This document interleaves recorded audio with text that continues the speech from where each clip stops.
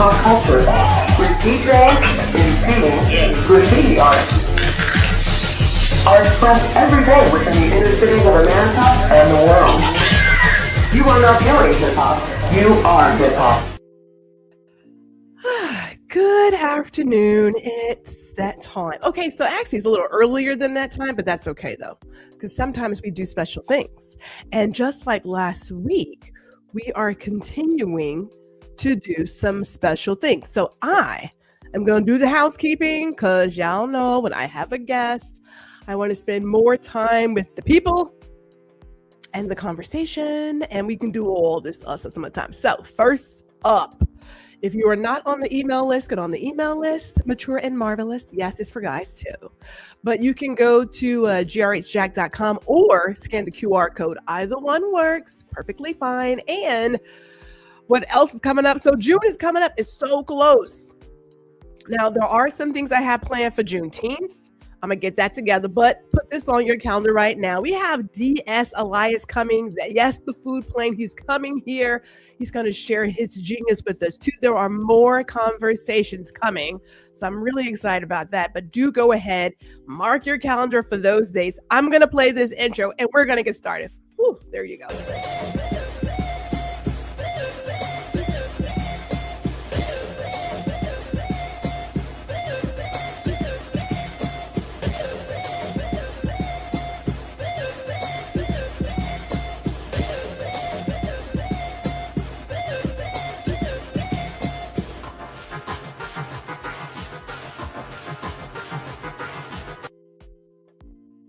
Good afternoon. It is Gwendolyn, and you are watching Girl, Listen.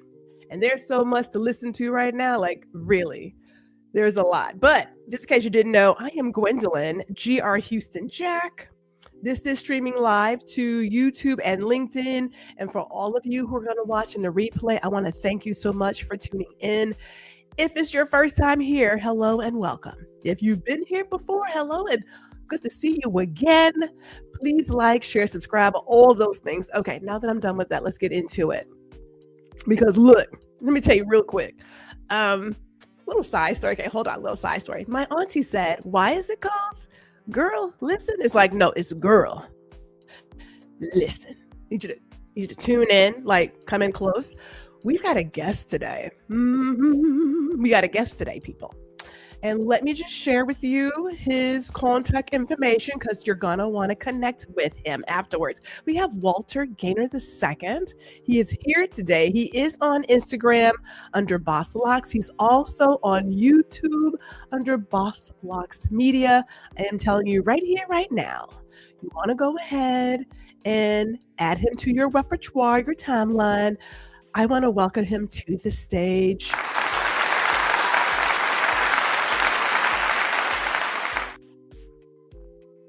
Good day, sir. Good day. How are you? Good day, madam. Good day. What's going on, everyone? Thank you for this invitation. It's really cool to be on here. I love the production. I love the intro. I love the name too. Look, with all of that is going on, I have to pace myself. Like I could stay in the media if with all of the world's happenings, but I refuse to give up my piece for that. But this conversation has been a long time coming, a long time. So before I get into our first little section here, and I'm going to say hello. I'm going to say some hellos, people. I had the opportunity last week to give some kudos, a thank you to a guest. So I want to give you your flowers. I'm going to give you your flowers too, Mr. Walter. I'm going to give you your flowers real quick. So back in the past, few years back, Walter had a LinkedIn audio event that I stumbled upon. I don't even know how I stumbled upon it. I can't even tell you, but I stumbled upon it. And when I tell you I got locked in, I had just left the full-time gig for my gig. And just having this community and hearing other people and creatives, it was a godsend. So thank you, sir. Thank you very much for sharing that and just making a space for people like me. So I want to make sure you know that you have touched some lives. Just in case you never hear about it, you have touched more lives than you can even think of. I'm sure. I'm positive of that. It's funny how that works. That was like one of those features that LinkedIn did pretty decent with. And of course they get rid of it as they do. But yeah, no, I love those audio events because that was how I met so many incredible people. I remember you joining, instantly providing value too, right? Contributing and being part of this whole thing. So that's I think same to you. Same to you. I love seeing people who are the multi-hyphenates, right, who have so many different talents and creativity and things that they could do, and they just let it all out instead of keeping one thing here and there. So like some people may not even know that you're out here taking some of the most beautiful photographs or just all the different pieces of your world. So it's been cool to see little snippets of them throughout the years. So now I'm like legit excited to do this with you, because I remember you doing some content even back then too, and I was like, oh, you good at this, you know what you're doing. So. We were doing all of the stuff, and yes, you are correct. LinkedIn had the audio event. I thought it was great, and then it went away, and there was no way to save it or repurpose it. It was just moment in time. Heavy sigh. So let's do this. Let me do some comments, and then I am going to jump into what we call Fast Five. So yeah, my mama's here. Mama showed up this month. She showed up as she typically does. So mother's here.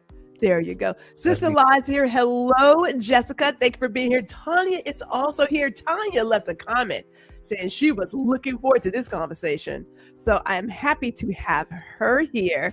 Jazzy is also here. Thank you, Jazzy, for being here. I don't know who it is, but I have a LinkedIn user. Someone says, come through, Walter. I love it. There you go. And Ron Lewis Foster is here, back from his travels across the waters. We are happy to have him here too. You ready for this Fast Five? You ready? Let's go. You ready? Let's go. Ready? Okay, here it is. Now, they're not in any particular order, but I'm just going to go for it. Okay, number 1. Are you for sparkling water or are you going for tap? Filtered, but I'm starting to understand the sparkling water world. I used to be a big time hater, but I understand it now. So you're thinking filtered water?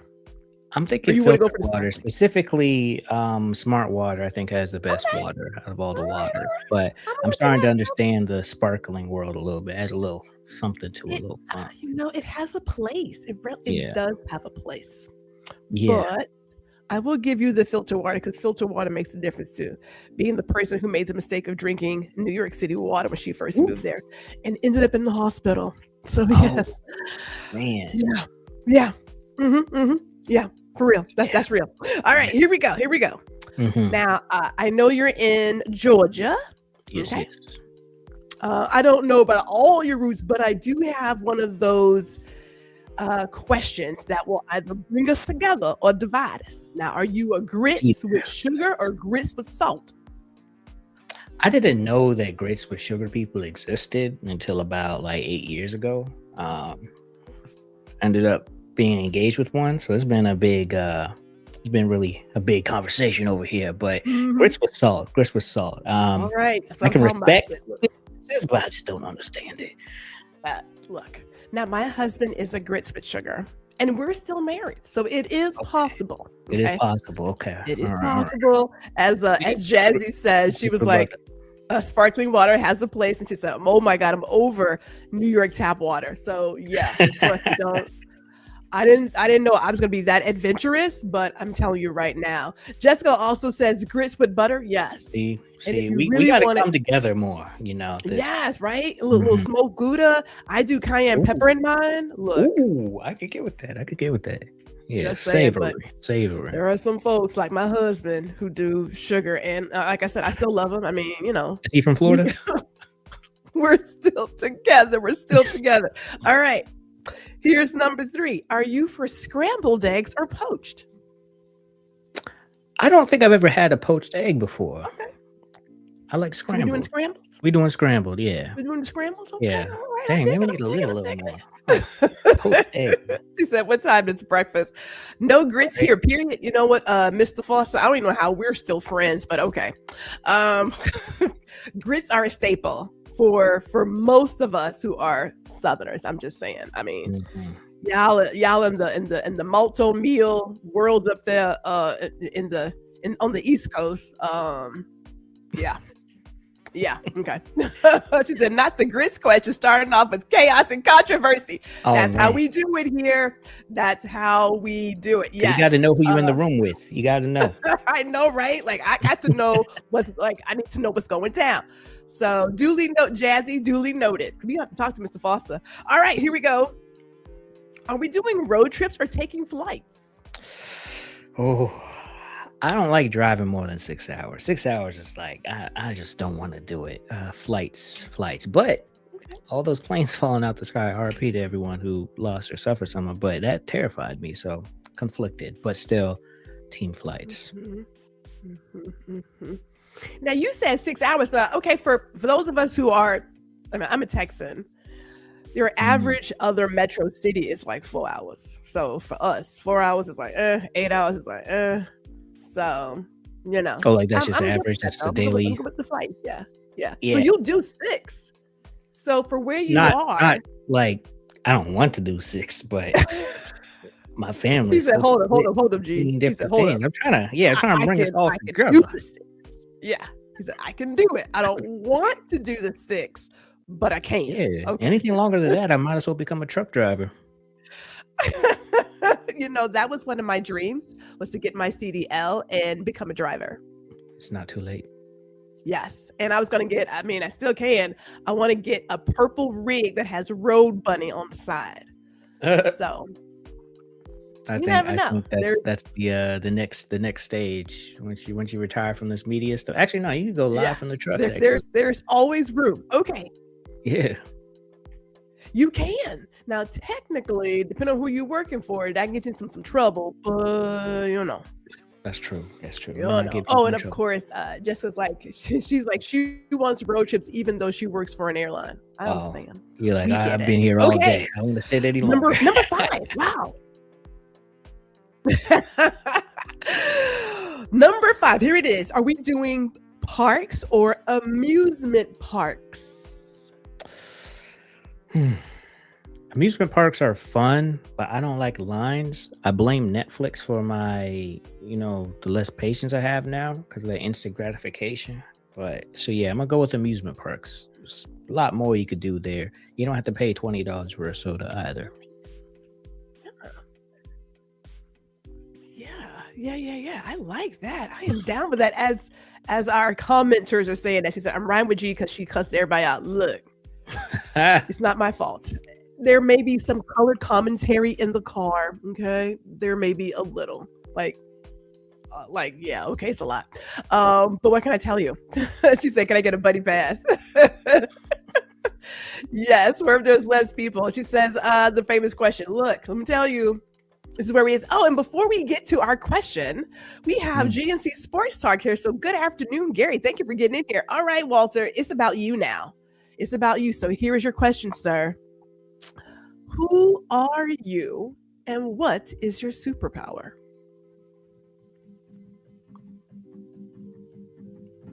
I am like the friendly neighborhood Spider-Man. I like to come swing around and just support people on their journey.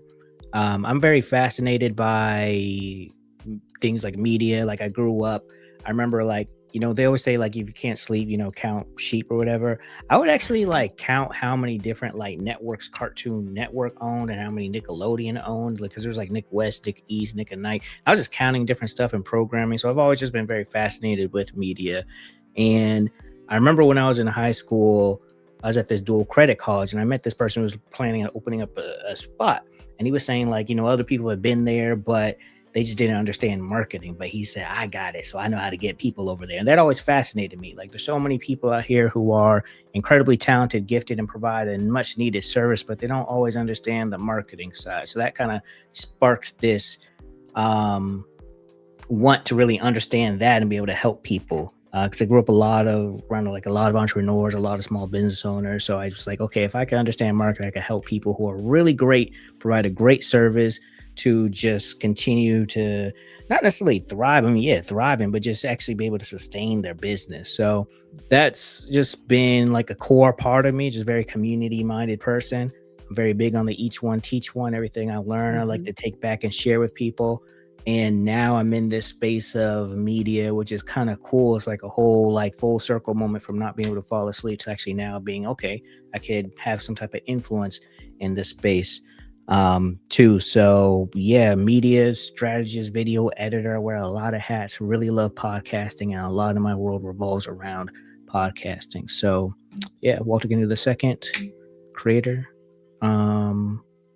Yeah, also a regretful retiree of soccer, especially with the World Cup coming, especially in Atlanta right now. I'm just thinking like, man, if only I kept at it, I could have gone here, there, and been in the World Cup. But yeah. You know, as you were telling me, there may still be some time. You can always go after your dream. That's true. You Maybe know, they'll let me kick the maybe not ball. on that stage, but on some other stage, that could still be there. I mean, I'm not knocking anybody's dream down. Trust and believe. I say go for all the gusto. Yeah. And if your body says otherwise, then that's a different conversation. But yeah, a hamstring has been pulled before, so yeah. So that's a different conversation. Let me old. say hello to we have Denise Moore in the house. Denise is here. Hello to you. And as we go into like sounds like a cool world, let me tell you, I was writing down my questions and I thought to myself, where do I even start? Because I want to pick your brain. And you know what? I'm going to adjust where I wanted to start. I am. All right. Because I really want to talk about you and your journey. We are going to talk about the Working While Black show, but I want your thoughts about Byron Allen. That's what I want. I want to go there. Byron. Okay. That's where I'm going. I said, you know what? Let's get into it. So here is that question, because I want to get into the genius that I have witnessed from you.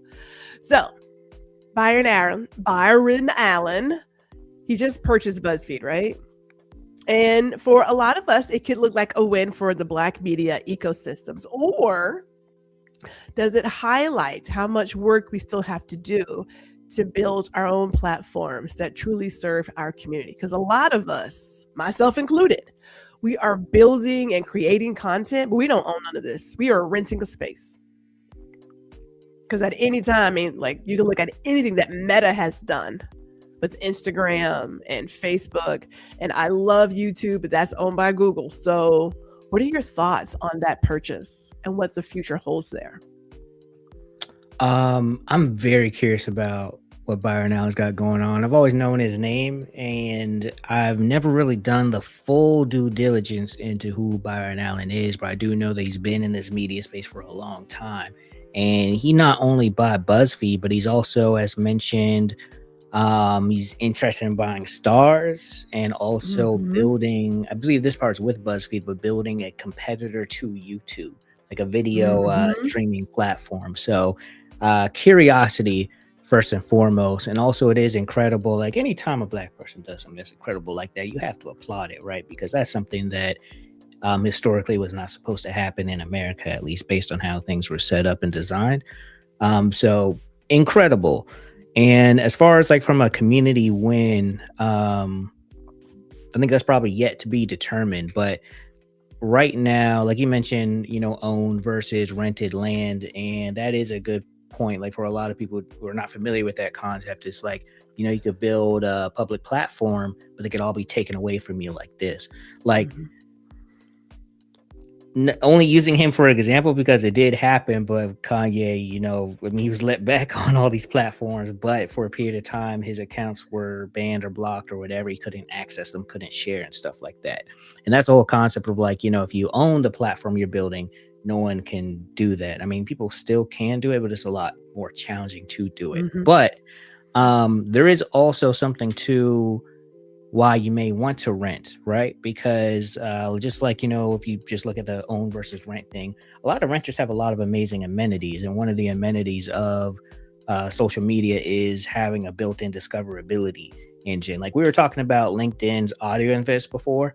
Gwendolyn and I had no idea who each other were, but that audio event kind of brought people together. Like I could have built a whole server and done that on my own, but people wouldn't have stumbled across that. So the owning versus renting and platforms is like a very deep discussion. So many different angles you could go, but I do think there's a purpose to using rented spaces.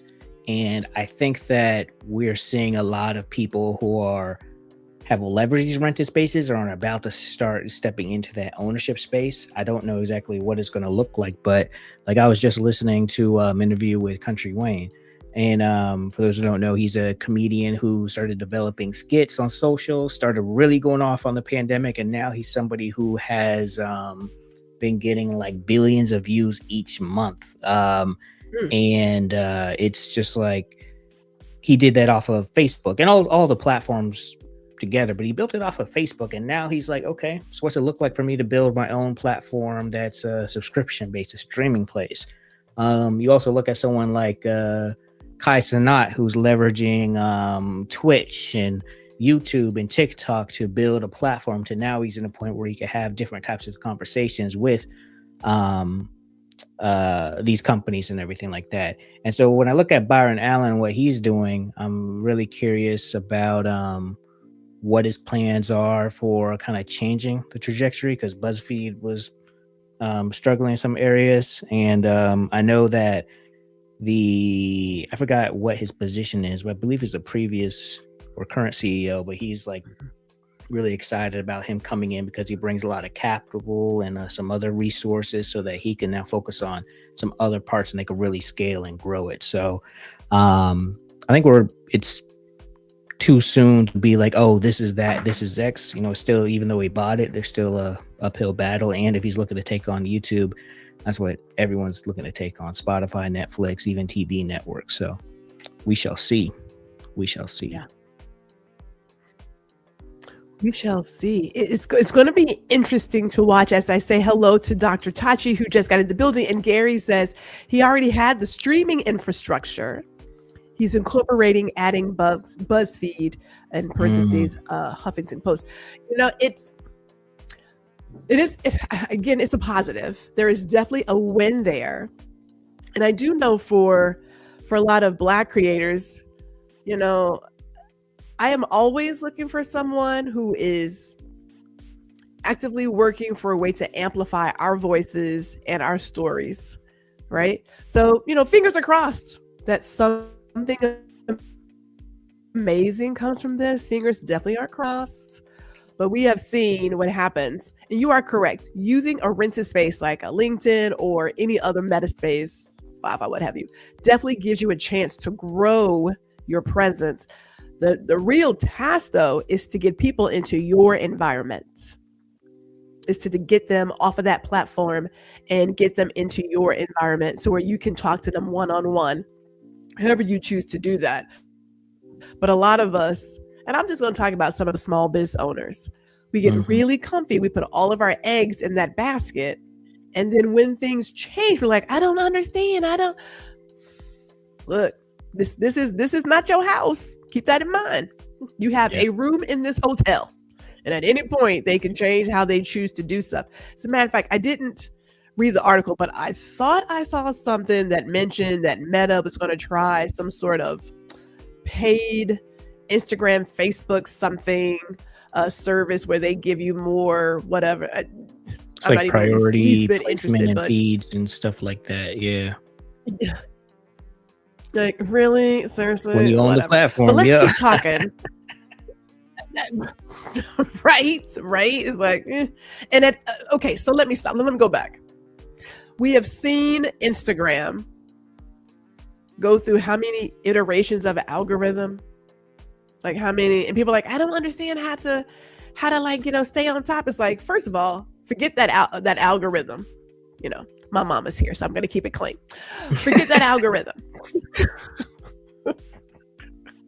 You're going to have to find a way to talk to your people because they're going to always keep changing. But I also think about how much work as creators people do for these other businesses that are not their own, and they never think about, how do I get my people to get out of this room and into my room?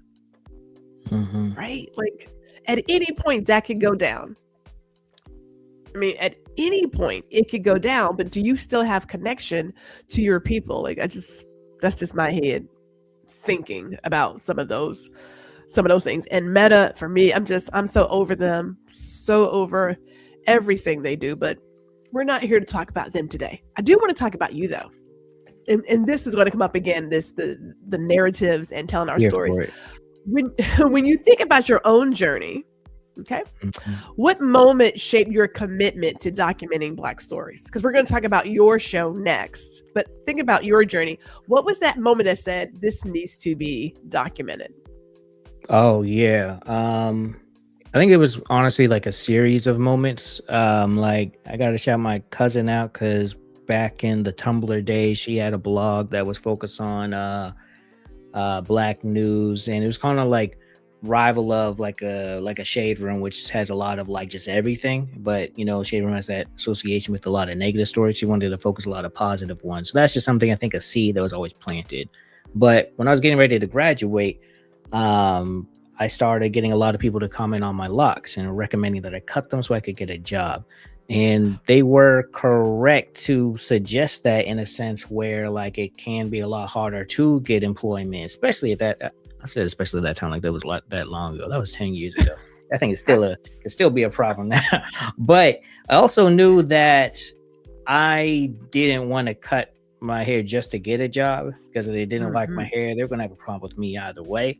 And also, I had been in environments where people wanted me to become a manager and stuff like that. So I knew that it was possible to have it all. I just didn't know exactly how to get there.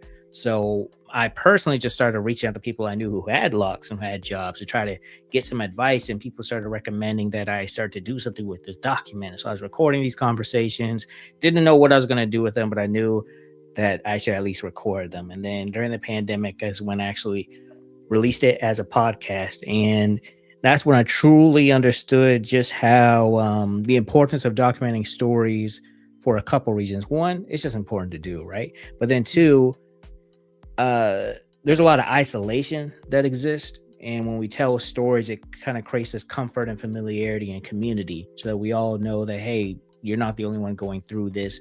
The voice in your head where you're like, oh, you started second guessing yourself. Now this happened to someone else too. So it's almost like creating a whole support system through stories. But then the other thing is, when you tell stories, just like, even like not even on the negative side, some things are empowering. It's like really cool to see what happens when like I have a episode at some point is going to go out, but a woman who built this like $1 million or $1 billion kind of software for UPS, and she's like, yeah, I did that. I was like, I wish I did it for myself, but I did it for them, and now I know how to go around and build the software and systems that are more innovative and forward thinking.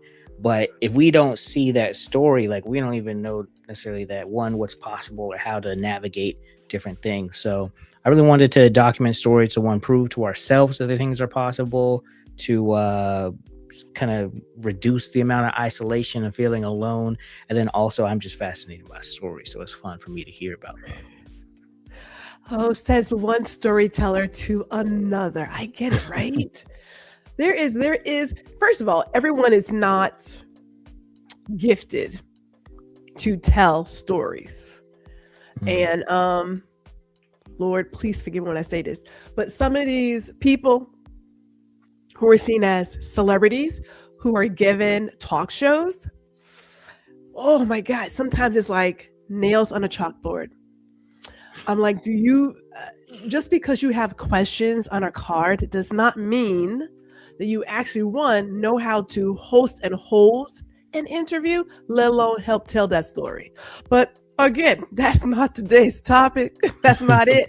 But I do want to go back to something that you mentioned, which is one of my questions here. And it is some of the themes or what you heard from Black professionals when you were looking at telling these stories. Because we do hear, it is not that long ago There is still conversation about your appearance and being relaxed so that people around you don't feel so threatened. Was that gracious? I think I got it. I think I did it. That was very gracious. Bravo. You know? Bravo. Yeah. So what were some of the things that you've heard from Black professionals who are, I mean, truly navigating the workplace today? And I remember chatting with you once that I got lucky. I say lucky, I say blessed, right place, right time, that I didn't have to go through a time where there was code switching. Gwendolyn showed up as herself every single day, up until the point that I walked out, right? But nowadays, I hear so often about the code switching, and we see the memes and the whole story about it, like all the videos. What were you hearing when you were documenting all of this? Definitely code switching. Definitely kind of understanding the game and the environments you're walking into. So it really did confirm a lot of what we hear, right? Like those challenges do exist. And with every story of someone who's been a disruptor or defied the odds, there's like probably 10 more of someone where it didn't work out. But I love to lean into those disruptive stories because I think we've all been conditioned, programmed, or taught to like how to survive these different spaces. But I wanted to start to share a little bit more about how to thrive in these spaces, not just survive. So I think one of the first interviews I put out, or the second one, was with someone who was in medical school and had locks and graduate. He was becoming a doctor, and he shared something that really helped to make me feel a lot more comfortable, which was all around insecurities, right? And helping to identify these attacks on your appearance and your culture and your who you are as projections of those insecurities, and starting to look at it like that.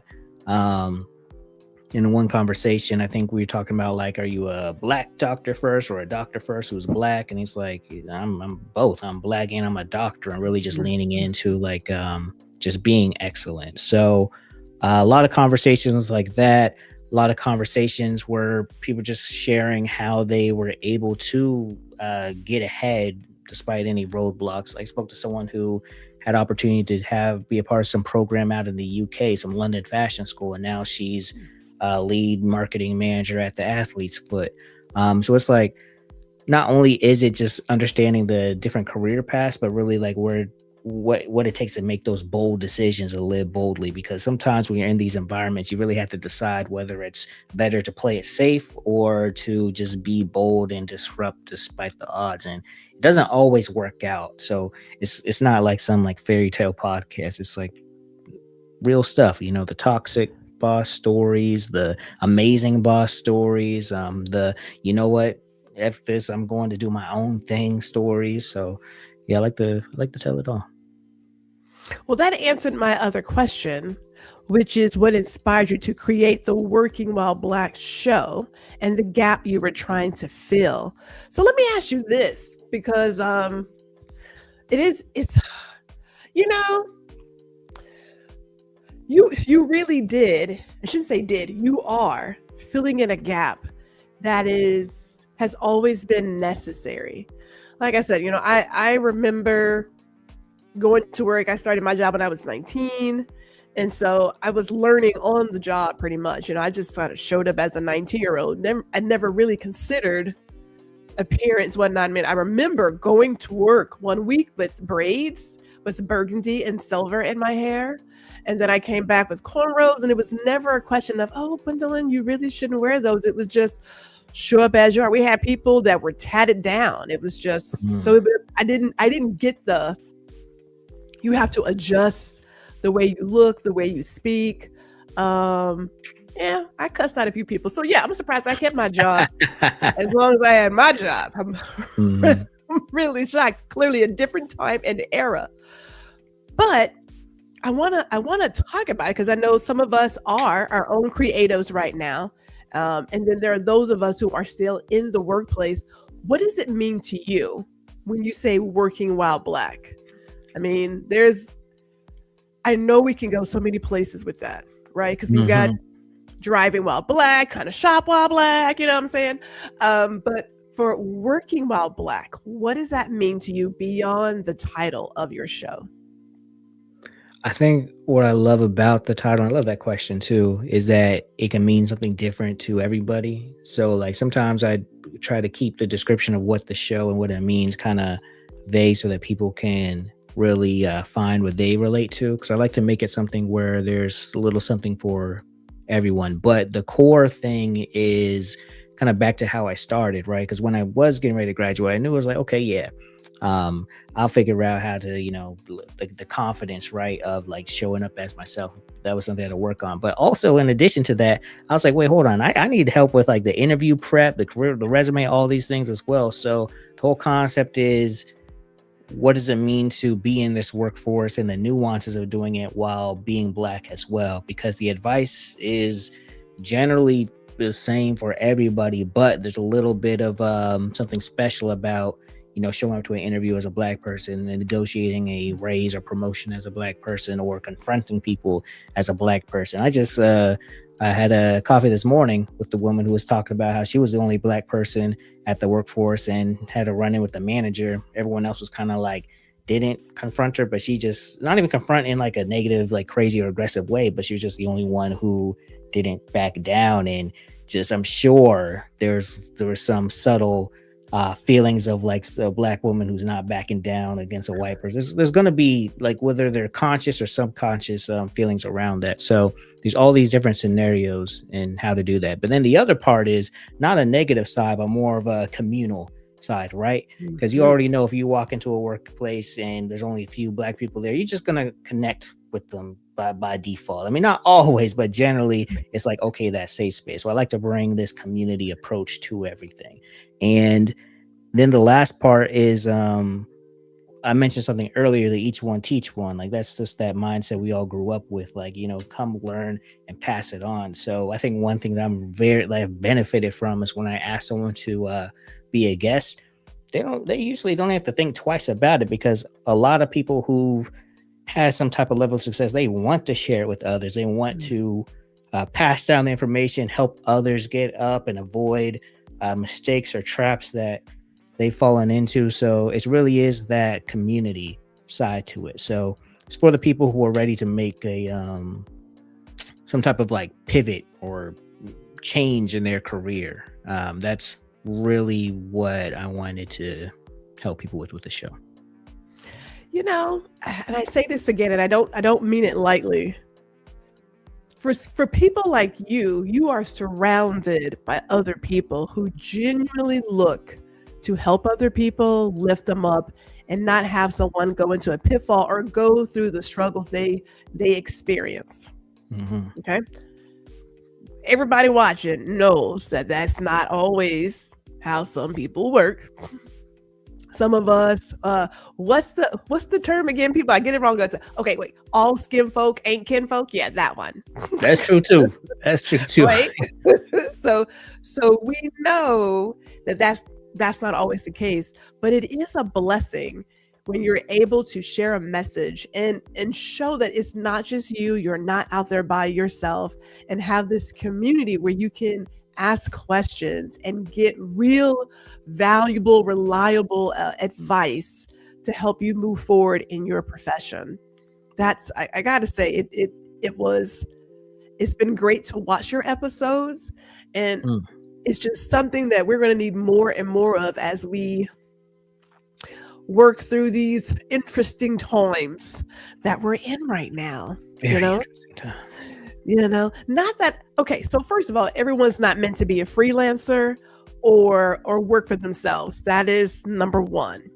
So there is a good chunk of people who are gonna have to work with other people. That's just reality. End of story. And although I hate to see a lot of talent leaving the general population and doing their own thing, it is what it is at the exact same time. But we do need a place to get, again, support and find answers and push through when necessary, because what was the word that someone gave me? Passionate. Gee, you're so passionate. You can miss that code language real quick. You can go ahead and miss Yeah, it. that could mean a couple different things. You know what I'm saying? We ain't got to do that, sis. I've been in the game too long. I know how this game is played. Which whenever I see people leaving questions and things like on Facebook or something, like I have the situation and this is happening, as the person who is a hiring manager who has had to do all the things, I got all of the cheat codes. Ask me a question. I can help you figure it out. And being a Virgo, we are petty and we keep all the receipts. Yes. Gotta keep I the got some receipts. tips for you. And that's needed, right? We definitely need like more of that. And I think that's one thing I really like about I think social media is kind of giving people a platform to share their kind of work stories and what they're going through. Like I remember, I forgot what year it was. It was sometime still during COVID times, but when everyone started wanting their natural hair to work and everything and showing it off, especially in the news. Like the news was when I was like, oh, what, for real? Yeah. So that's that beauty of social media. But another thing you mentioned, like everyone leaving the workforce to start their own business. I think something that's kind of sad right now is there's a lot of people doing that who don't actually necessarily want to start their own business. It's just like the current setup ain't working and these jobs, I don't even know what's happening. So it's like a lot of people kind of forced into this entrepreneurial life who don't, regardless of how they feel, they may not want to do that, because it is a lot. I mean, starting a business, it's kind of like there's a lot that comes with it. But it is a beautiful thing too. So it's just like a lot of people are navigating a lot of things for the first time, just because like the times are changing and it's getting pulled under our feet without giving any what's it, not jetpack, parachute, I don't know, without giving the safety net. A safety net of some sort. That's safety net, Let me do this, but before I continue, because it's going by so fast, but it's okay. As we've been getting a lot of, this is a great conversation. This is a great conversation, and I say this to everybody watching, those who have been a guest, those who I may reach out to. I don't say it lightly. It is a blessing to be able to invite people to your platform, whatever your space is, and have them share their genius. Because I understand that the world is so quickly enamored with really charismatic people who have zero to say. Yeah. Okay. So having said that, let me do a reintroduction. I know you've been talking trash in the group chat. I'm just saying, you are watching Girl, Listen. Okay. And I am Gwendolyn, G.R. Houston Jack. And today I have a guest, Walter Gaynor II. He's with me today, and I want to shift it just a little bit, because you have this amazing podcast show, which is so timely. It has always been timely. Let me just say it like that. It has always been necessary, because a lot of times, again, I remember at my former life, the manager thought that all the Black folks hung out together. And then we said, well, since she believes it, let's just go ahead and start doing it. So, because we don't actually hang out together. I'm like, really? Seriously? I mean, the foolishness knows no bounds, which is why it is important for people like you to do the storytelling, to tell people, like, you're not in this by yourself. It is a different experience for a lot of us. But I do want to talk about the creative side of what you do as well, because it's not just about that. You do help other creators get themselves out there, if I'm not mistaken. So I want to shift this a little bit, because everyone out here who's watching more than likely has created some content. So you, by definition, are a creator, a creative. So here's the question here. If I may, let me put up on the screen. There you go, G. Okay, so you help people scale their presence. What are some of the biggest mistakes that creators are making right now? Because a lot of us, no, not this one, some of us have this microwave mentality. I started it. Why is no one coming? I don't understand. What's the deal? What do you see happening right now?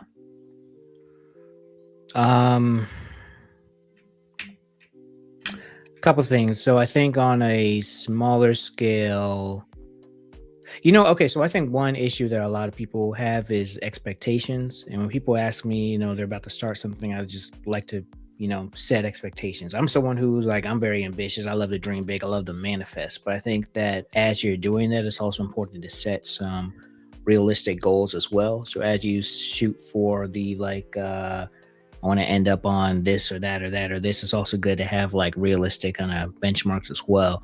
I think when I first started my podcast, I burnt out like 50 times because I was working on trying to keep up with a lot of the people that I followed. And I didn't realize until I was in it that, okay, these people are able to produce content consistently weekly at this incredibly high level because they have a whole entire team behind it. Like oftentimes we see talent on the stage, they do have an important job, but it's like to show up and perform. The whole production stuff is handled by someone else, so they're able to be free to continuously show up all the time because there's someone there to help with the production or a whole team behind it. So that's one kind of expectation thing that could get people trapped in this whole rat race burnout thing. I think it's more important to produce quality within your capacity than it is to just push a whole bunch of things out. So that's been a consistent lesson that I've had to learn, because I learn things the hard way and it takes me a long time to learn them sometimes. So now I'm in a place where I have a clear idea of how to create content consistently and sustainably, and most importantly, part that is sustainably side. I think another thing is right now AI is seen as like the light switch answer to everything. And it is an answer to a lot of stuff. Like, I'm not gonna lie, this AI stuff is powerful. It's very good. It's very strong. But there's just certain things that it's like, it's kind of overhyped. And I think one thing that AI is looked at is a tool to produce more content and get it out there faster and faster and faster. But you kind of run into some issues of sounding the same, sounding robotic, and losing a little bit of yourself as well too. So I think that another side of things, back to this whole quality thing, right, is to really sit with like who you are and pull from within and have everything, and then you kind of go to AI if you really, really want to find ways to streamline stuff. But those are two things. I could literally keep going on forever. I know what other questions you have, but those are just the two things that are consistent problems that everybody faces. Let me piggyback on that, shall I? Just a little bit. Expectations, quality. I remember telling my team quality over quantity. And that's with everything. If you do it right the first time, think about all the time you have saved, right? If you take the time to put out really good work, think about how long that is going to last versus just throwing out some stuff. Now, I love AI. And yes, I use the L word. I do. I enjoy it. I talk to my little AI friend all the time. As a matter of fact, he's gotten a tad bit too comfortable. He's gotten really comfy in the language, people. But here's the deal. And I was in some room somewhere. So this is not my original thought, but there was a question that was posed and then it hit me. And the person said, people don't realize AI is working from the past. And I was like, what? Yes. Now, we've talked about AI on my friend Ron's show and how, here we are feeding the machine because it doesn't do stuff by itself. It needs us to feed it. And when you think about it, you're giving it previous thoughts. This is all old stuff. It's not new. It's taking it, it scrambles it up, but it's the same old stuff, right? It's not new. It's working in the past. What is the future is here, which is why we tell people, keep dreaming, keep thinking outside the box, keep going for the gusto, because this is the future right here. Humans, we are still making it. It's not doing that for us, right? But you are very correct. I remember I was looking, and I have a thing about images. And at one point on LinkedIn, everybody and their mama was sitting outside some sort of French cafe with a croissant and like a cappuccino. And I said, are these all AI images, or are people like just all using the same setup to like recreate the same image? I'm just like, even right now, I can't count how many people I have seen at a desk with a laptop And I was like, must we do? I'm going to be outside on my patio with a bottle of wine and a glass. Mhm. I'm not, because that's how Gwendolyn works. Or in my robe, because that's how I show up on screen. It's like, we got to get back to like, what are you? Like, who are you? Like, I Yeah. hate to use the word authentically, but we don't all have to sound the same. And when you sound the same and you look the same, people can't tell you apart anyway. Yeah. And then you kind You of know? forget who you are, what really makes you special, Right. unique, and you're kind of depriving other people of that as well. There's a lot of people who are doing things that work, but I would say that AI would not have told that person to do that if they're asking like, how should I create content or what should do? It really has to come from within. Yeah, there's times and places you were mentioning to use it. And I think that there's a over dependency that's being created that's gonna end up harming the trust. Because I think that's another part too. Like when it comes to like monetization and everything, as things continue to change, there's more creators and more AI stuff.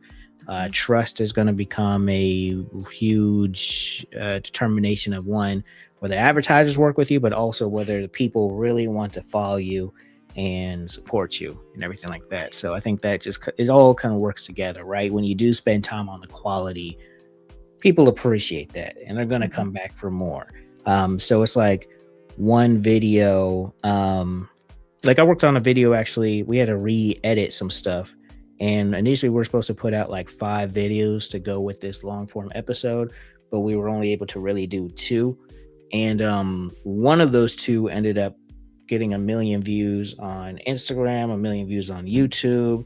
The other one did like, I don't know, a couple 100,000 views, but we like were able to get more with 2 videos than we would have done with 5 videos. And it's just, while you might not be flooding the streets with stuff, that one video they did extremely well is going to continue to get shared and shared and shared and shared and shared. So it like does the work of 10 videos, right? Yeah. And so if you do that over a period of time, you start to look at numbers from like the monthly versus just a singular thing. And then when you look at numbers from a monthly thing, it tells a whole different picture, right? So yeah, I think slowing down while everyone's trying to speed up can do a lot, but it's only for a period of time, because once you figure out the quality, the next challenge is like, okay, can we scale it? But even then, you got to be careful because it's so easy for systems to break. So there was a video before he says next comment from Marquez Brownlee. It was a behind the scenes, and I remember that kid. He was like 13 or whatever, just getting started on YouTube. So I have watched him for a while, but to see their workflow. And we were talking months in advance for things. The calendar is packed to the gills, but he's got people doing all these things. And when people see their work, they're like, well, how come because he's got a team, people, you don't have it. Okay. I'm gonna need you to back. Yeah. Think about what you can really put out on a consistent basis and what your level of quality looks like. And then as you grow, you do a little upgrade here and there, you know what I'm saying? But don't go from 0 to 60 or 100, because that's gonna definitely hurt. Tanya says, it is great to know that there is a community of good information for folks who are pivoting in life. Yes, well, thank you, Tanya. We appreciate putting out good info. Really good info. And if I may, because I want to go back to this whole look at a light thing before I ask, and the time is moving so fast, but I'm gonna stay here with it. Do you recall a time when a lot of these R&B or whatever singers look like brat dolls? Do you remember that? Oh my God, yeah. Right? Okay. And I couldn't tell one from the other. People like, well, do you know? I don't know any of these kids, first of all, but then they all look alike.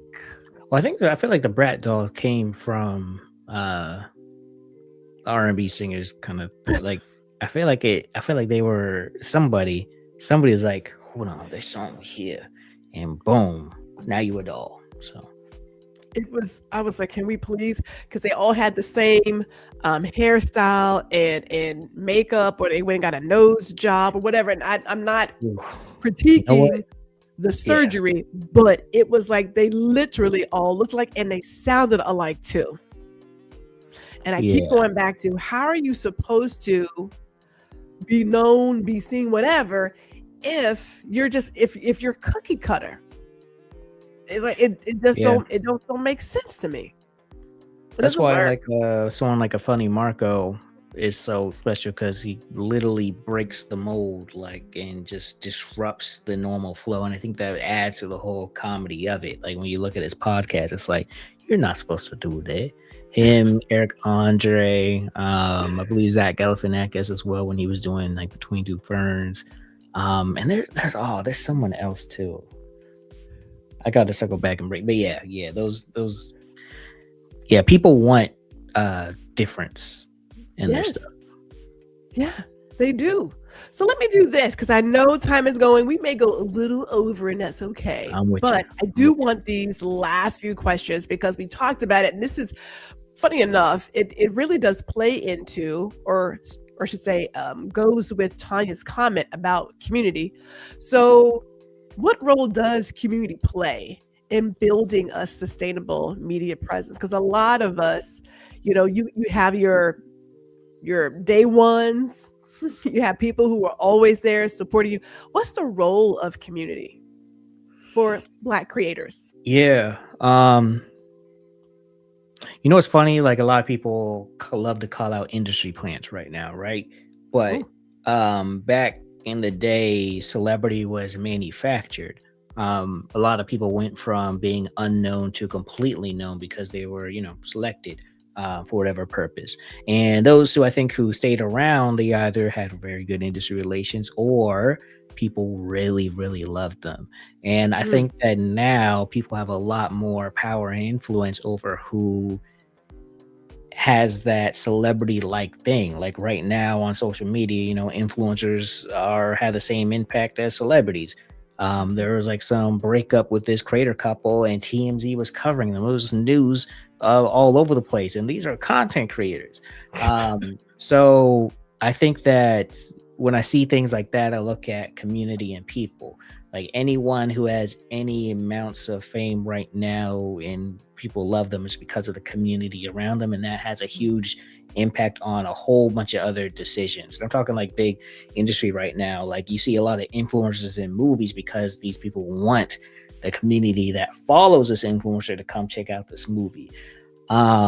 But back to looking at like a media business, like right now, for a lot of people who are just getting started or looking to use media to grow their business, making sure that you keep the community in mind with everything is very important, because you could have like the best advice to say, but if you don't say it in a way that your community wants to hear or is familiar to them, you might not last that long. You could create some exceptional content, but if the community isn't with you, you just have really good content, but no one to watch it or share it or talk about it. So that's the biggest thing. Everything is affected. Like as a creator and also as a media professional, there's a lot of things I study, but the biggest thing that really can make or break any size company, like global or small, is that audience, right, that you have, or in other words, community. So I agree with you on that. Dr. Tachi recently, and she's in the audience, but she recently put out a quick video about Cheyenne. Right. Or the trademarked lady. She was sharing that, for those who are educators, people who are truly skilled in their craft, one, create the content, but then two, you also have to think about how you're delivering that content. Now, I understand, having come from New York City at some point in my life, that when you are highly charismatic and you have that grifting nature, people will give you their attention. I understand that. I understand it. I do. I get it. So you do have to find your way to, I don't want to say shuck and jive, because there was some guy who put out something. I don't know how it got in my timeline, but it was some music guy who was like, this girl can sing, but she needs to add some sort of monkey business to her. No, you don't. No, you don't. Your people will find you. Okay. When you have to do that, then I go back to, so why are you doing what you're doing? because I know why I do what I do. I know my purpose for why I do what I do every single day. I'm not shucking and jiving for nothing. Like that's not, I need to stay on task. So with that, knowing your audience and speaking to your audience, that's the major one. Have you ever found, and I know it's like a side question, have you ever found people switching up and losing their audience because somewhere there's a place of ego that got in the way? Absolutely. I actually think that if you really have a strong following, you have to work hard to lose that audience, but it's very possible. Like everyone's concerned about getting canceled, but I think that people who truly get canceled are those whose audience feels like they no longer align with them. Happens in music, entertainment, but I think that another side, like, so there is the ego side, right? But then there's also the point where it's like people come for you, they love you and help to build you up, and then you start kind of switching up. Like I know a lot of people kind of switch over to the whole like, here's how you make $1 million after they came up doing because of something else, and they just start like, that's something I see a lot on social media. It's like let's just get back to it, or people who started to like, I think everyone should be cautious of someone who's showing you how to make money doing something, but them showing you how to do that is the only way that they make money. I think it's just like, they may have good information, but it's just something like, it's a potential red flag. But yeah, I think that's like, it really is everything. And those who, like, the people who are canceled publicly but are still able to thrive and everything, is because they've built a core audience and they still connect with that audience. So it's kind of like like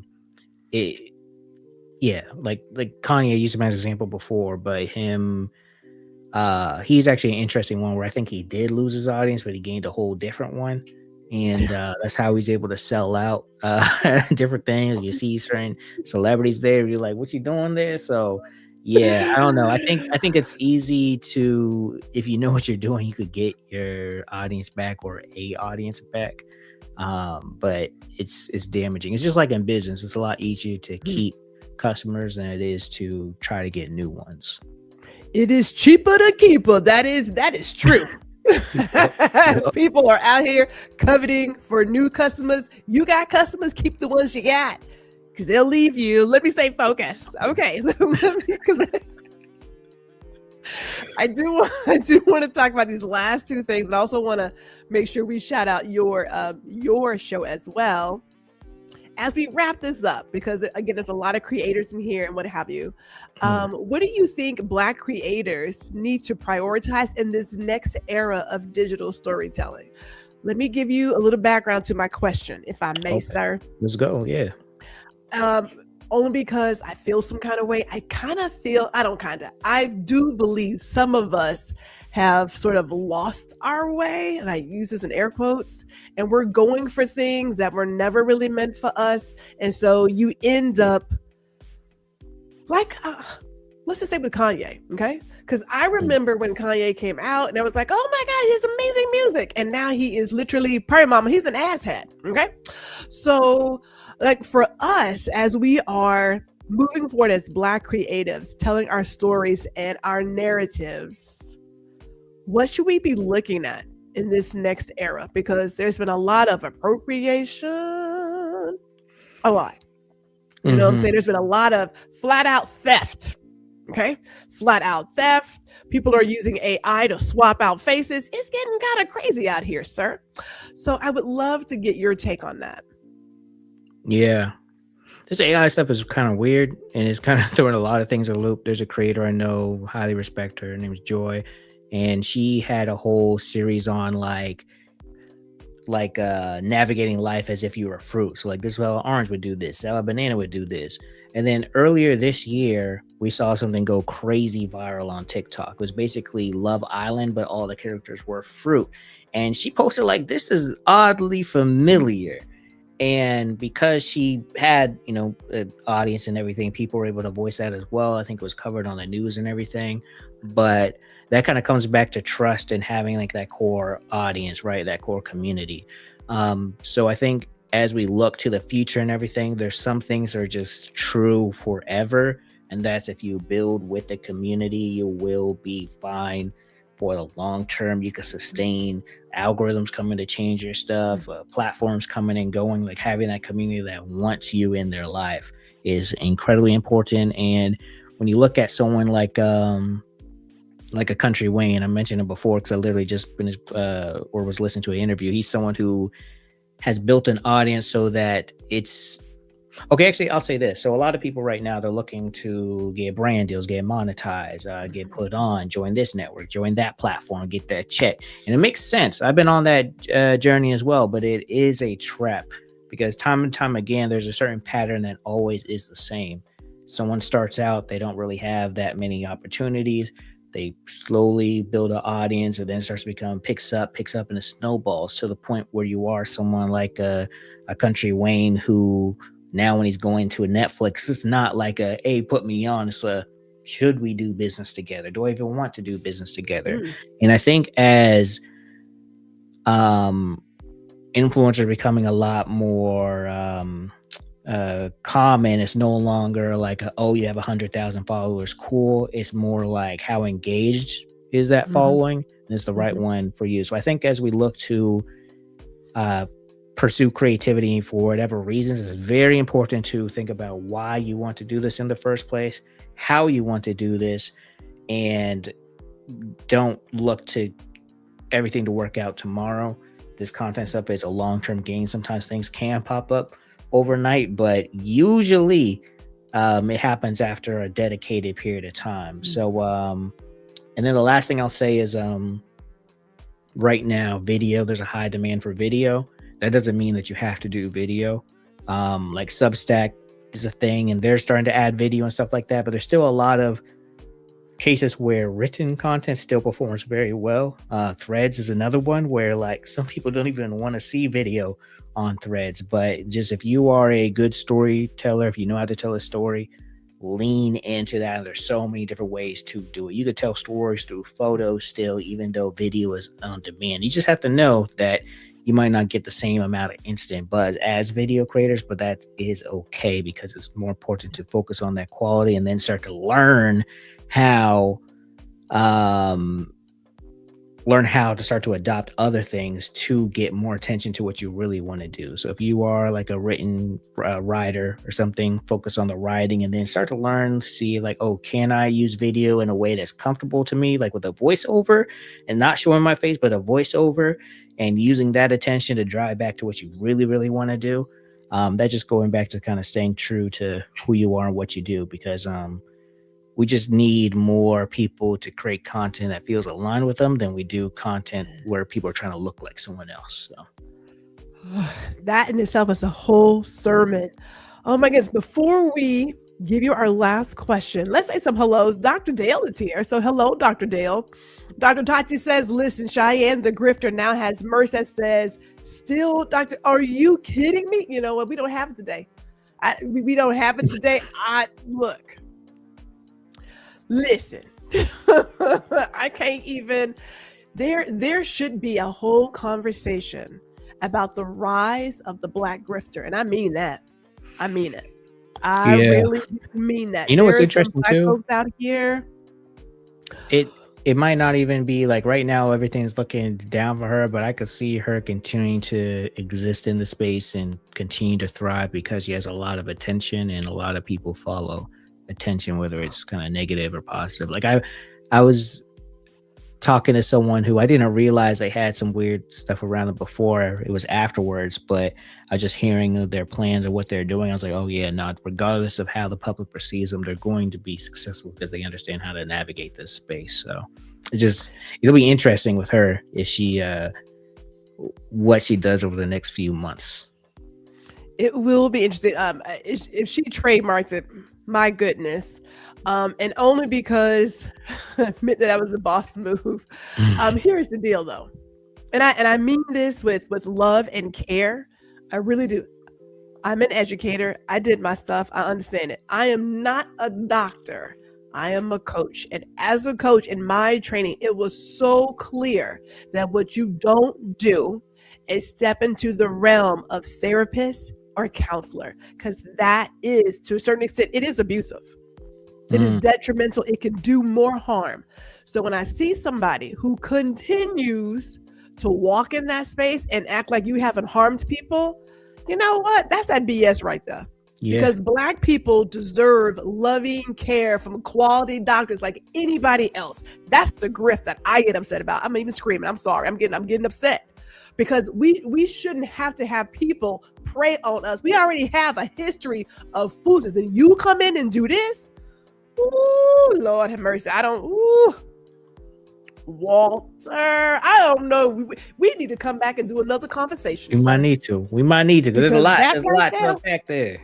Yeah. Ooh. A lot to unpack, like how she was able to. Yeah. That's a whole other show.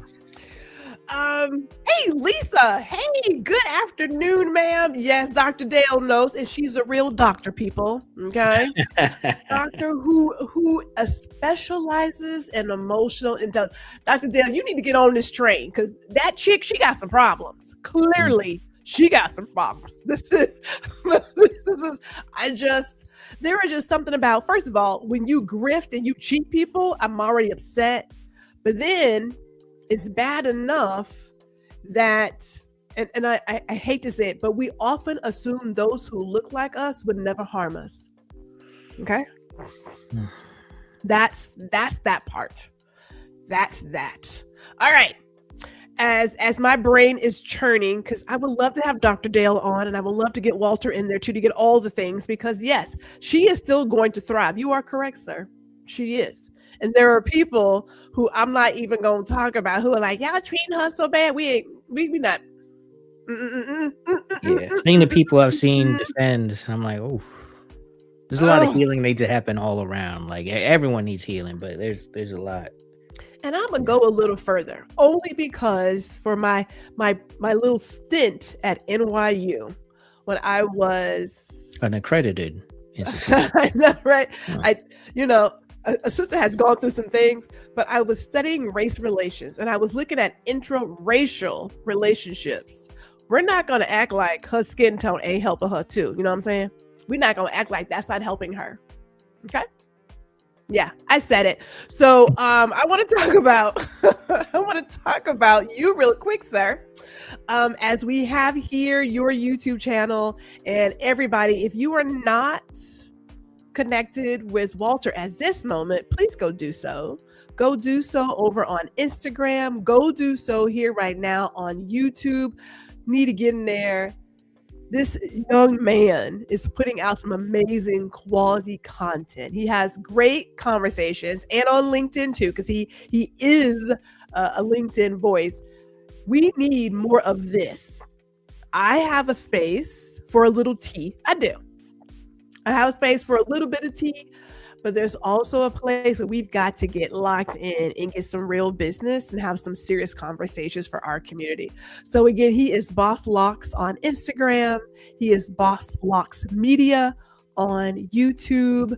Before I ask this very last question, Walter, and I said an hour. Here we are, like minutes over. So I apologize. I told you I could keep going. I know, right? I know. Correct. Yeah. So Dr. Dale says we're speaking truth to power. Is it Penice? Hello. Good afternoon to you. He's giving it LOL. Lisa says, but what if she turns out to actually be a doctor? First of all, I think she actually doesn't. I would love to see it.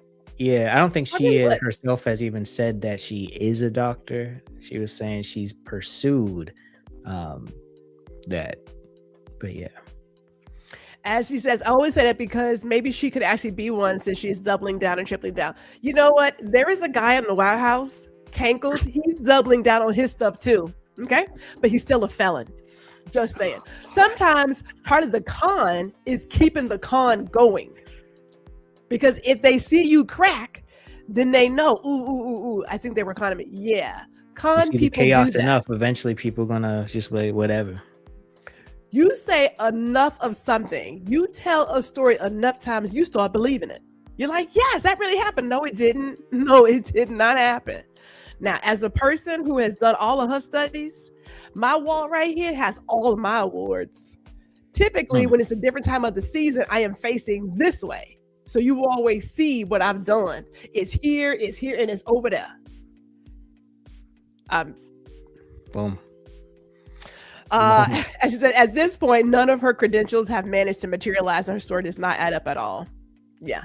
I mean, but for me as a person, I mean, I'm a coach. Just say you can be a great coach. It's okay. You can be a great coach. You can be a great coach. But what I don't like to see happen, and this is from a coach perspective, is you doing damage to people. There's a reason why they tell us you don't go into those realms. There's a reason why. And there's no need for her to be harming people. I'm just saying. I mean, like, that's just me. All right, she's locked in. We are locked in. Lisa says, well, what if she has one of those honorary ones? It ain't the same. Nope. I even did a video on coach versus therapist. I did a whole video on it. There's all these letters. There's this alphabet soup that you get when you're a doctor, okay, or a counselor. I mean, it's a whole thing. So here's our last question. Thank you, Lisa, for bringing that up. I'm telling you, we're going to have to come back and do this, like real talk. Got to. Because there is that media part that this may actually give her more, what's the word? Her stock is going to rise because of the scandal. There's something that a lot of people look at. So there's like in media metrics, views and follows is one thing, but impressions is another thing, and her impressions have gone crazy. So she can go to someone and be like, I can, control and sway conversations, yada yada yada. And earlier, like you mentioned something about like some celebrities who aren't great actually at interviews, but they still have these shows. And it's because for a lot of people at that level of business, it's not really always about like the I hate to say it, but it's not always like the quality of how good you are at it, how good you are at getting people to tune in and pay attention to you, because that means there's more eyeballs for advertisers. So I feel like that's why I say like it's not necessarily over for her yet, and it'll be interesting to see what she decides to do. It depends how good she is at navigating this space and who she has on her team. If she has the right people around her who know how to execute and maneuver, she'll be fine, fortunately or unfortunately. So. Well, with that said, and we will get to your last comments, I want to give this to Walter to take us out. When you think about the future of Black media, storytelling, and communities that we serve, what do you hope we never lose when it comes to like our narratives? I mean, first of all, honesty, but whatever. What do you hope we never lose? I hope we never lose. The first thing that came to me is each other, right? I'm someone who grew up with the, it takes a village mindset and just very community aspect on everything. And I think that what I hope happens actually, I've seen a lot of conversation about like people have different feelings around Black owned things. Like we always celebrate it, but when we do have Black owned this or Black owned that, there's like a comparison to white owned things and who we look at as like resources that could actually get things done. And I think that I was having a conversation with someone about this the other day, but we're at a place now where a lot of people who were the first, they now have a decision of like helping the next people come up, or just continuing to pursue their direction and everything. Someone like Kevin Hart, who's under a lot of fire right now because of that roast. People are like, well, he's not actually of our community anymore anyways. But at the same time, he has kind of brought in a lot of other people, or created paths for a lot of other people after him as well. So it's like that I hope we do not lose, because we really need it, right? A lot of people who are at this high level, they actually are dependent on a lot of white owned or resources or teams and everything. So that's why you'll see Black talent, but there's a whole bunch of like a white team around them. That's because that's all that there's familiar to them. When they enter into these spaces, they don't always see a bunch of other Black people. Like I work at a Black owned media company, and there's been so many times where someone has come in to do a radio interview or podcast interview, and they're like, oh, it's Black in here. Like what? And it's because we don't always get that. But as we have more people entering into that next level of fame and be able to create their own businesses, my hope is that we don't lose the each other aspect of like creating more infrastructure for us. 'Cause it's not really about like it's not always about like only doing black, but it's more like creating more equality, right? So I don't know how long that'll take, but I'm seeing a little bit of that now with like the Issa Rae's, the Keke Palmer's, Kev on Stage. And I just hope that that trend continues and continues and continues, because that's when we'll see more of our stories versus stories that are kind of like directed to tell, if you don't know what I mean. So now that was definitely a period to this conversation. That was well said, sir. That was well said. I cannot thank you enough for giving us your time. I know we opened up a can of worms, and rightfully so. We will be doing something, people. And this is not just, I don't want to talk about her specifically, but I do want to talk about, because there are some things that as we get these last comments from Dr. Tachi, great show. Jay says, yes, it was well said. Tanya says, thank you for a great show. Have a great weekend all. This is, when it comes to media, how some of the, we'll say, negative thing can work in your favor. As Lisa mentioned, there is also that pretty privilege. Yes, her fair skin is helping her. We're not going to lie about that, people. We're not going to lie about that. So there's so much to be discussed there. But I'm also looking at the long-term impacts of truly harming people. Because if you have one person who gets to get away with it, it's not like we don't have some other grifters. I mean, a few years back, everybody and their mama was a coach, and they were pretty much just stealing money. Really, which gives people who have the credentials a bad name, right? Yeah. It also kind of puts you in a position where, like, this exists. So it's like if you have some type of offer and you are someone who's creating content, you have a kind of responsibility to make sure that you're not just putting something out just to put it out because you could make money, but really, really sitting with it. Like, that's something that I'm kind of constantly conflicted with. Like, I can help people with creating content, but it's like let me not just like do something to do it. Let me make sure it's something that I truly feel very, very strongly about and proud about and could stand 20 toes down. So yeah, there's a lot of cautionary tales out there. Yeah. As Dr. Dale says, they make it so much harder. Dr. Dale, I'm gonna have to get you two together, like real talk. Like I am serious about that. Like we got to put some. I mean, I know a lot of real doctors, Walter, just in case, Dr. Tachi's a doctor. We got a lot of real doctors here. You got a lot of doctors in this chat right now, yeah. He said, but G, think about why she or others that do it make them feel the need to do something. That's where I want to go. Like, what's the reasoning behind it? Ooh, y'all. I got to get on the road to Houston. Oh, yeah, you guys. Y'all see, that's what I'm saying. I was about to start talking because there's a lot of people. Yeah, I know, right? I'm just like, there's clearly something there that we are in this land of. And the time, because she's been around for a minute, so. I was telling my mother this. I was telling not my mother this, but I was telling Dr. Tachi, I was telling my husband too.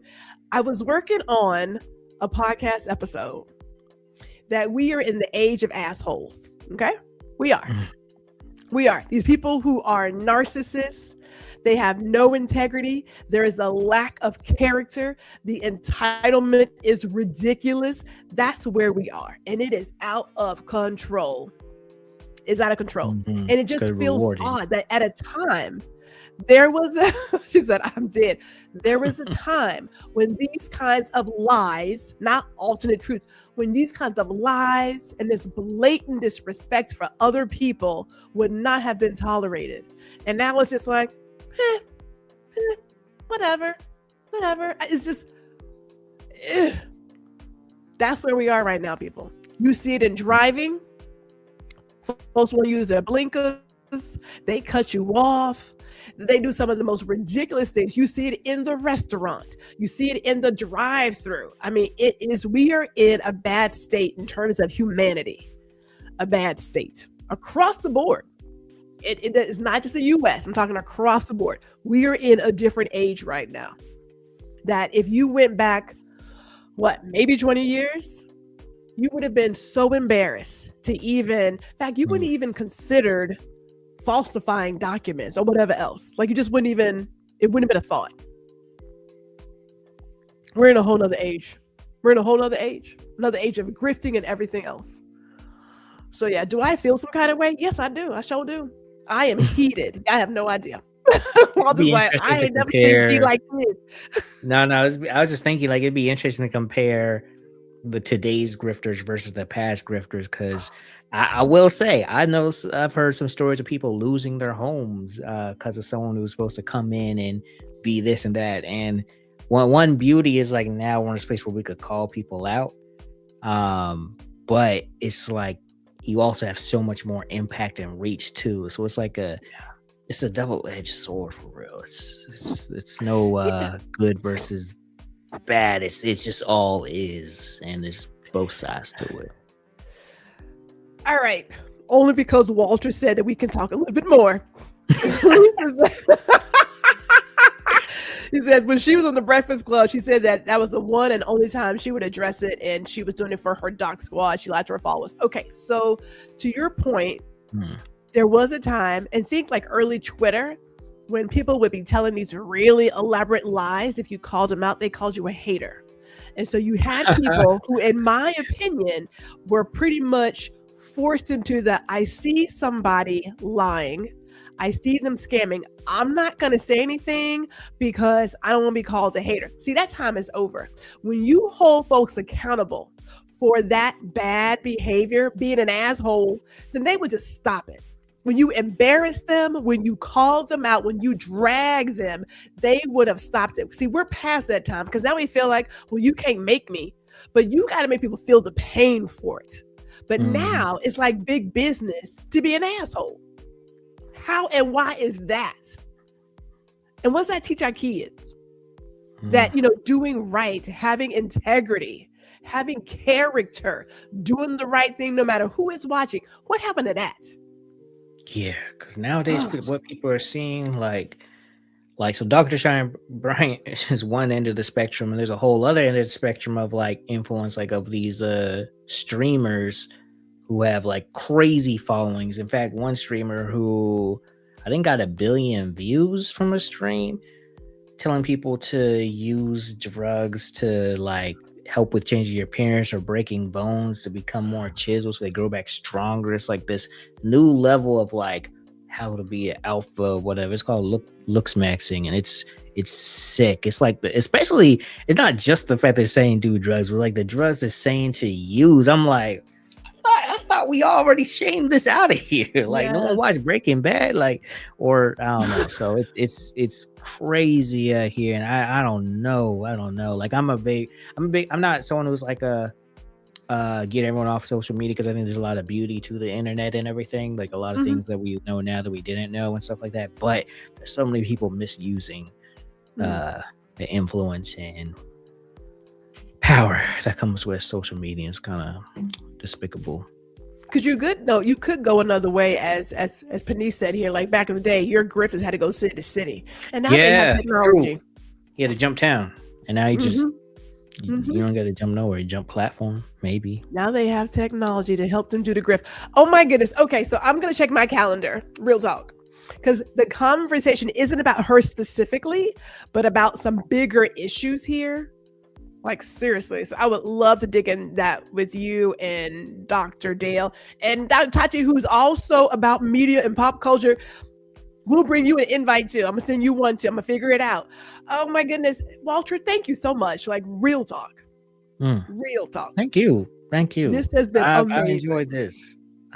This. I've been on a journey to get on, I think, like 20 podcasts this year, and I think this is like the 5th or 6th one.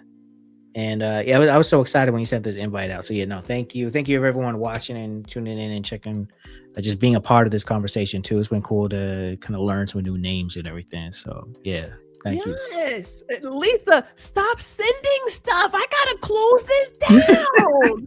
Lisa I'm said gonna you save ain't your going comment nowhere. though. I'm gonna save your comment for our next one. I'm gonna save it for the next one because Lisa gonna send us some stuff, like real talk. Oh my goodness. Okay, everybody. So I want you all to be safe this weekend, and if the Lord is willing, I will see you all next Friday.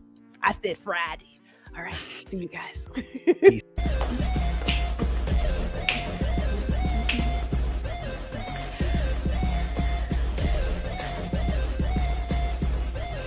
Hey, it's G. Thank you for watching this episode of Girl Listen.